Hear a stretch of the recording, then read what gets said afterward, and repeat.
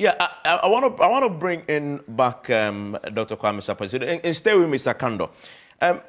Sarpong, so I read to you point D in the Finance Ministry statement, and it says the Ministry of Finance coordinated the mobilization and disbursement of funds for the COVID-19 responses by government in accordance with the Public Financial Management Act to ensure timely release of funds to save lives, livelihoods, and property. Isn't this really what the fact is that gives us clarity about what the money was used for and backs the government case that money was used judiciously? Because if you go back to when the COVID started in 2020, going to 2021, Ghana's COVID response was one of the best and praised around the world. In fact, I've opened a Brookings Institute report on Ghana that talks about how Ghana was one of the best in terms of testing. Quick, I'm going to quote this. As the reasons is that Ghana has one of the highest testing rates when compared to other African countries, which means, as the finance ministry is saying, they use the money prudently to save lives, and Brookings is attesting to that. I mean, that is clear evidence, right, that the money was used. Evans, every time I hear a comparison, oh, an African country is the best amongst Africans, you've got to look at the testing rate in Africa. The testing rate in Africa was the lowest. In fact, it wasn't even comparable to Southeast Asia. It was that bad. So if you are the best among the worst, and you read a Brookings Institute report to justify that, I find that ludicrous. What happened to comparing us to what was happening in the rest of the world?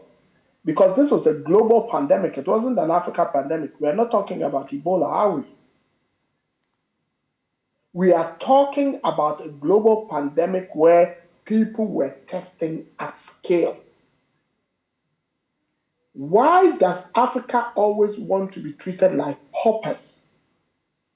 Where we are told we are beggars, so the one who begs least becomes the shining star. That's the first thing. And that's how I discredit the Brookings Institute report. Because if it had compared us to the global test rate, I would have made a statement as a biomedical scientist, because that is my professional bread and butter.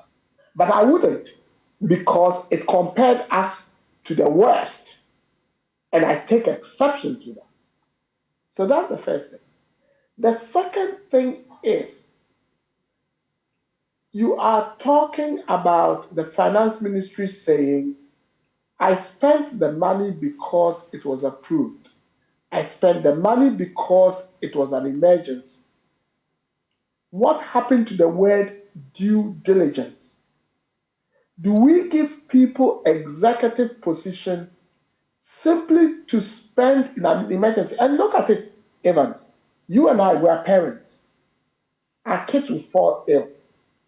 There are times our kids will be in school and we'll get phone calls that maybe they went to play football or basketball or rugby or whatever sport and have got badly injured. Do you break the bank and destroy your bank account simply because you have to save your son? Or do you say, I've got to save my son and I will do that, but I'll do it out of prudence? And at the initial phase, if it's life and death, I would have an expenditure cap. Moving forward, I would then spend judiciously, but I'll then come and review my expenditure cap to see even if I spent appropriately. The finance ministry do that. Look, don't let us muddy the waters and make this emergency word an albatross. But it was an emergency, right? And so when lives are at stake... It was an emergency. I mean, when lives are at stake, due diligence cannot take precedence over the saving of the life. No, Evans, that is why I stop you. Would you say that in Singapore? Would you say that in South Korea? Would you say that even in the United Kingdom where I live?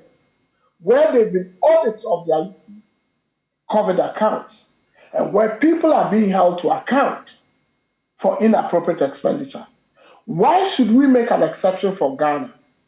When would we learn that it's getting to the point where people we put in trust to hold public office on our behalf would have to be prudent and judicious in spending on our behalf? We do not give them a blanket check. We do not go to the ballot box to vote to tell people to spend indiscriminately. Otherwise, we wouldn't have our procurement laws. Otherwise, we wouldn't have our acts of parliament. Otherwise, we wouldn't have our emergency provisions. We have these things because we know they have to be checks and balances. So to just be blanket and blasé, like you asked your question, Evans, I take exception to it. And I don't take exception because to you as a person, but I know you are playing the devil's advocate. But on this occasion, the devil becomes Lucifer, and Lucifer becomes Jesus and has to be crucified on the cross. So I put you on the cross and I crucify you because under the circumstances, you are trying to tell me I have to accept any malicious expenditure and accept the English language that the Ministry of Finance has written and tells me, oh, we are now dealing with the implementing agencies to see and all this gibberish. Meanwhile, the Auditor General, like Daniel Domlevo said before he left, would have given them all this information prior before it became public knowledge. What did they do? Why are they doing this now? Please, don't let us give these people a pass simply because they can write English. Let us hold their legs to the fire. At this point, they have spent our monies badly.